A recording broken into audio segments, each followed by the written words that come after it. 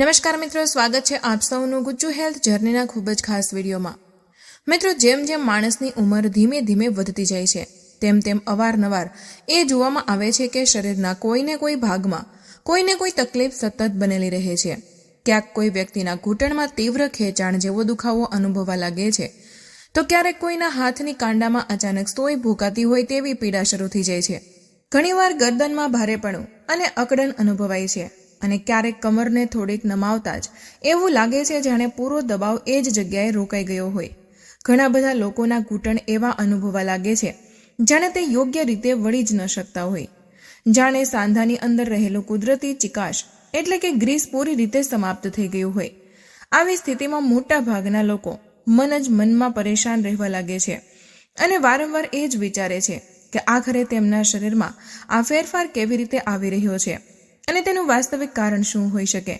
આ પરેશાની ધીમે ધીમે વધતી જાય છે અને વ્યક્તિને પોતાના રોજિંદા સામાન્ય કામ કરવામાં પણ મુશ્કેલી અનુભવવા લાગે છે। આજે હું આપ સૌ માટે કેટલાક એવા ખૂબ જ સરળ અને ઘરગથ્થુ ઉપાયો લઈને આવી છું, જેને જો તમે તમારી રોજની ડાયટમાં સામેલ કરી લો તો શરીરને અંદરથી મજબૂતી મળવા લાગે છે અને ઘણા બધા લોકોને ઝડપથી રાહતનો અનુભવ પણ થવા લાગે છે। આ ઉપાયોમાં કોઈ પણ પ્રકારની મોંઘી દવા કે બહારથી લાવવામાં આવતી ખાસ વસ્તુ સામેલ નથી હોતી, પરંતુ એ જ સામાન હોય છે જે સરળતાથી ઘરમાં કે આસપાસના બજારમાં મળી જાય છે। આનો સાચી રીતે અને નિયમિત સેવન કરવાથી શરીરને ભીતરથી તાકાત મળવા લાગે છે અને નબળા થઈ ગયેલા હાડકાને ફરીથી સહારા મળવા લાગે છે। હવે આવો ધીમે ધીમે સમજીએ કે સૌથી પહેલા કઈ વસ્તુનું રોજે સેવન કરવું જોઈએ અને તેને કેટલી માત્રામાં લેવું યોગ્ય માનવામાં આવે છે।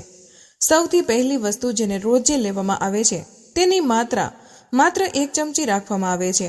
આનું નિયમિત સેવન કરવાથી શરીરમાં ધીમે ધીમે ઘટતું કેલ્શિયમનું લેવલ ફરીથી વધવા લાગે છે। ઘણીવાર મિત્રો, શરીરમાં કેલ્શિયમની કમી જ આપણા હાડકાને નબળા બનાવી દે છે અને આ જ કારણે સાંધાનો દુખાવો એટલે કે જોઈન્ટ પેનની પરેશાની વધવા લાગે છે। આ જ કારણથી સૌથી પહેલા તલ એટલે કે સેસમ સીડ ખાવાની સલાહ આપવામાં આવે છે। તલ મુખ્યત્વે 2 પ્રકારના હોય છે, એક સફેદ તલ અને બીજા કાળા તલ, અને તમે આમાંથી કોઈ પણ પ્રકારના તલનો ઉપયોગ કરી શકો છો। બસ રોજે 1 ચમચી તલનું સેવન કરવું જરૂરી માનવામાં આવે છે, જેથી શરીરને સતત કેલ્શિયમ મળતું રહે અને હાડકાને ભીતરથી નવો સહારો મળે અને મજબૂતી રહે। આ એક ખૂબ જ સરળ અને અસરકારક ઉપાય માનવામાં આવે છે। આ પછી જે આગળની વસ્તુનું સેવન કરવામાં આવે છે તે છે લોટસ સીડ, જેને સામાન્ય ભાષામાં મખાના કહેવામાં આવે છે। ઘણા લોકો તેને ફૂલ મખાનાના નામથી પણ ઓળખે છે અને આ જ નામે ઓળખે છે। મખાનાની અંદર કેલ્શિયમ, મેગ્નેશિયમ, ઝીંક, કોપર, સેલેનિયમ અને ઘણા પ્રકારના બીજા ન્યુટ્રિયન્ટ્સ મળી આવે છે, જે પૂરા શરીરને અંદરથી મજબૂત બનાવવામાં મહત્વપૂર્ણ ભૂમિકા ભજવે છે। આ શરીર માટે ખૂબ જ લાભદાયક માનવામાં આવે છે।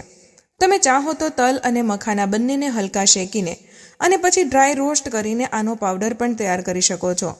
ઉદાહરણ માટે 2 મોટી ચમચી તલ લેવામાં આવે છે અને 1 મોટો વાટકો ભરીને મખાના લેવામાં આવે છે અને ધીમા તાપે હલકા હલકા શેકવાથી આનો સ્વાદ પણ વધુ સારો થઈ જાય છે અને પછી આને પીસવું પણ સરળ થઈ જાય છે। આ રીત ઘણી ઉપયોગી માનવામાં આવે છે। રોજના ઓછામાં ઓછા 10 થી 12 મખાનાનું સેવન કરવું ખૂબ જ લાભકારી માનવામાં આવે છે અને આ શરીરને અંદરથી પૂરતું પોષણ આપવામાં સહાયતા કરે છે। અરે એમ પણ મખાના શરીર માટે ખૂબ જ પૌષ્ટિક અને હલકો ખોરાક માનવામાં આવે છે, જેને દરેક ઉંમરના લોકો કોઈ પણ કઠણાઈ વગર ખાધા કરી શકે છે। આ શરીરને ઊર્જા આપવાની સાથે સાથે હાડકાને મજબૂત બનાવવામાં પણ મદદરૂપ સાબિત થાય છે। ઘણા લોકો મખાનાને દૂધમાં ઉકાળીને ખાવાનું વધારે પસંદ કરે છે। તેમના અનુભવ અનુસાર આવું કરવાથી સાંધા ઝડપથી ખુલવા લાગે છે અને શરીરની અકડન ધીમે ધીમે ઓછી થવા લાગે છે। કેટલાક લોકોમાં એ પણ જોવામાં આવ્યું છે કે સવારે ઉઠતા જ તેમના હાથ અને પગ પૂરી રીતે સખત અનુભવાય છે, જાણે સાંધા ઠીકથી વળી જ ન રહ્યા હોય। આ સમસ્યા ઘણી અસુવિધા ઊભી કરે છે। ઘણીવાર કેટલાક લોકોના હાથ આ રીતે જામ થઈ જાય છે કે તેમને વાળવામાં પણ મુશ્કેલી થવા લાગે છે અને સામાન્ય કામ કરવું પણ મુશ્કેલ બની જાય છે।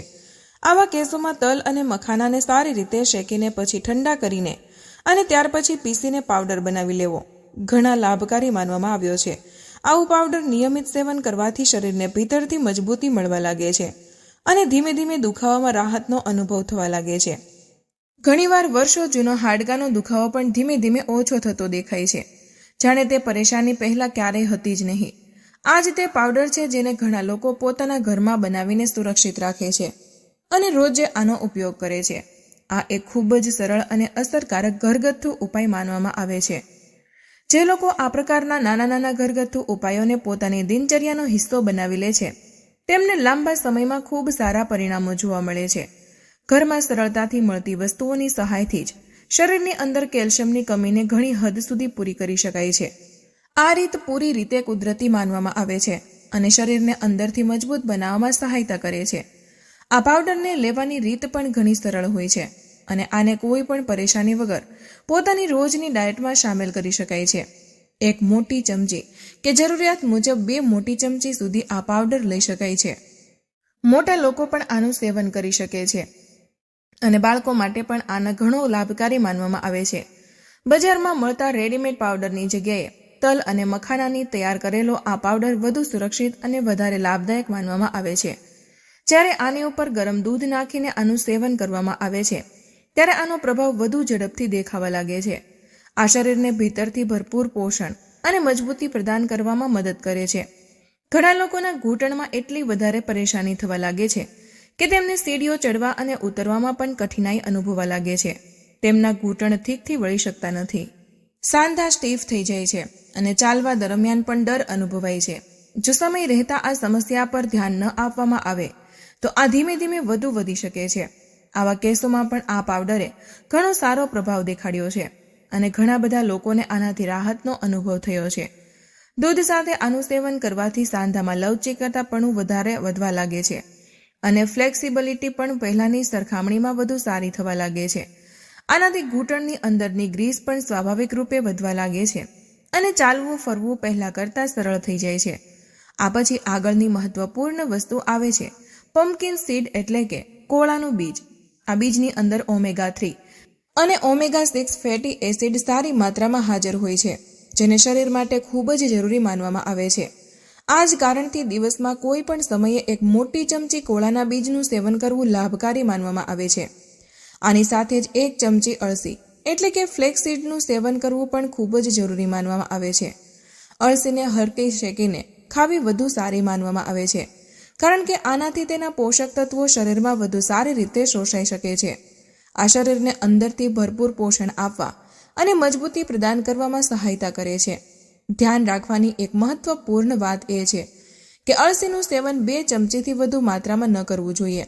અળસી અને ગોળનું એકસાથે સેવન કરવાથી હાડકાને મજબૂત બનાવવામાં ઘણી સહાયતા મળે છે, કારણ કે અળસી આયર્નથી ભરપૂર હોય છે અને આ શરીરને ભીતરથી પોષણ આપીને સારી તાકાત પ્રદાન કરે છે.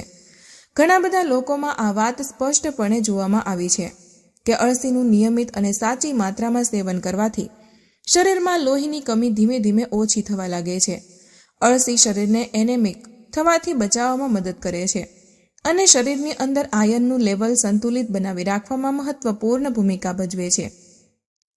આ જ કારણ છે કે જે લોકોને નબળાઈ, ઝડપથી થાક કે વારંવાર ચક્કર આવવા જેવી પરેશાનીઓ હોય છે, તેમના માટે અળસીને પોતાના રોજની ડાયટમાં સામેલ કરવું ઘણું ફાયદાકારક માનવામાં આવે છે. ઘણા લોકો ચાહે તો તલ અને ગોળનું સેવન એકસાથે પણ કરી શકે છે, કારણ કે જૂના જમાનામાં લોકો આખી શિયાળાની ઋતુમાં તલ અને ગોળથી બનેલા લાડુ ખાઈને જ પોતાની સેહતને મજબૂત બનાવી રાખતા હતા. આવું એટલા માટે કરવામાં આવતું હતું જેથી આખા વર્ષ દરમિયાન શરીરમાં ભરપૂર તાકાત બનેલી રહે અને જોઈન્ટ પેઇન કે સાંધાના દુખાવા જેવી સમસ્યાઓ શરીરથી દૂર રહે. તલ અને ગોળનું એકસાથે સેવન કરવાથી નસોની નબળાઈ પણ ધીમે ધીમે ઓછી થવા લાગે છે અને શરીરમાં અનુભવાતી સુસ્તી અને ભારેપણું પણ સારો સુધારો જોવા મળે છે. કેટલાક ઘરોમાં તલ એટલે કે સેસમ સીડ અને અળસી એટલે કે ફ્લેક્સ સીડ્સ બંને સરખી માત્રામાં લઈને હલકા શેકી લેવામાં આવે છે અને પછી આને એક સાફ અને સૂકા ડબ્બામાં ભરીને સુરક્ષિત રાખી દેવામાં આવે છે. આવું કરવાથી રોજ આનું સેવન કરવું ઘણું સરળ થઈ જાય છે અને કોઈ પ્રકારની પરેશાની પણ થતી નથી. જે લોકો આ પ્રકારનું મિશ્રણ બનાવીને રાખે છે, તેઓ રોજ માત્ર 1 ચમચી આ મિશ્રણનું કોઈ પણ સમયે સેવન કરી લે છે. દિવસમાં માત્ર 1 વાર આનું સેવન કરવું જ પૂરતું માનવામાં આવે છે. જો ચાહો તો આ મિક્સ સાથે ગોળનો એક નાનો ટુકડો પણ લઈ શકાય છે, જેનાથી આનો સ્વાદ વધુ સારો થઈ જાય છે અને શરીરને વધારાની ઉર્જા પણ મળે છે. પરંતુ ધ્યાન રાખવાની સૌથી જરૂરી વાત એ છે કે કાચા તલ અને કાચી અળસીનું સેવન ન કરવું જોઈએ. આને હલકા શેકી લેવાથી આની અંદર હાજર નેચરલ ઓઇલ સારી રીતે બહાર આવી જાય છે અને શરીરને આનો પૂરો લાભ મળી શકે છે. આનાથી આની અસર પણ શરીર પર વધુ પ્રભાવશાળી રીતે દેખાવા લાગે છે. કાચી વસ્તુઓનું સેવન ઘણીવાર ગળામાં ખરાશ કે ઉધરસ જેવી પરેશાની પણ ઊભી કરી શકે છે. તેથી આને હલકા શેકીને ખાવા વધુ સુરક્ષિત અને લાભકારી માનવામાં આવે છે.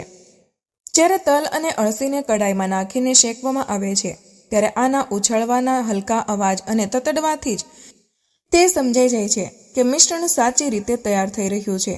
જેવા જ આ અવાજ ધીમે ધીમે ઓછા થવા લાગે છે તે જ સમયે ગેસ બંધ કરી દેવામાં આવે છે અને આને પૂરી રીતે ઠંડા થયા પછી એક ડબ્બામાં ભરીને રાખી દેવા જોઈએ.